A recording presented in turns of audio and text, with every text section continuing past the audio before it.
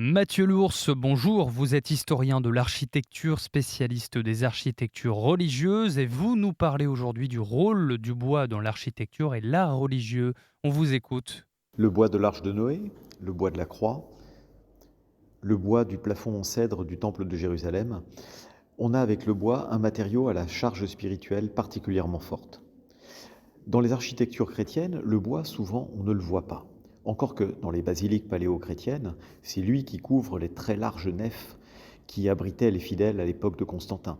Et c'est une tradition qui s'est maintenue en Italie jusqu'à l'époque gothique. La cathédrale d'Orvieto n'a pas de voûte, mais simplement une charpente apparente.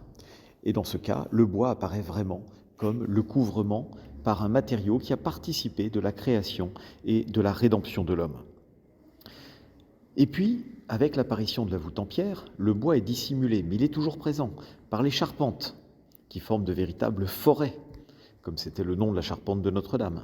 Et puis les flèches. Beaucoup de flèches ont une âme en bois, sont des chefs-d'œuvre de charpenterie. Il reste une flèche de cathédrale en France antérieure au XVIIe et XVIIIe siècle, c'est celle de la cathédrale d'Amiens, qui date du début du XVIe siècle, et elle est évidemment en bois.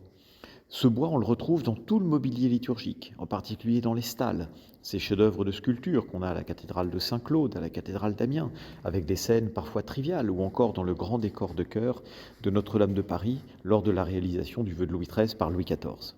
Et le bois, c'est le matériau qui aujourd'hui porte nos espoirs pour la renaissance de Notre-Dame de Paris. Nous voyons à nouveau travailler ce matériau, ces grandes fermes hissées jusqu'à la charpente, et puis cette flèche qui renaît avec son poinçon. Et on voit également à Notre-Dame de Paris renaître des gestes liés au bois. La charpente de la nef est travaillée à la hache, comme elle l'était au Moyen-Âge. La charpente de la flèche est travaillée à la scie, comme elle l'était au XIXe siècle.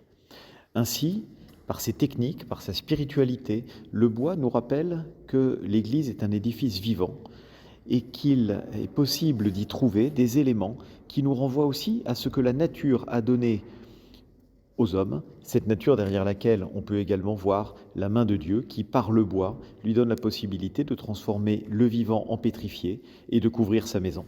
Merci beaucoup Mathieu Lours, je le rappelle, vous êtes historien de l'architecture, spécialiste des architectures religieuses. Très belle journée à vous.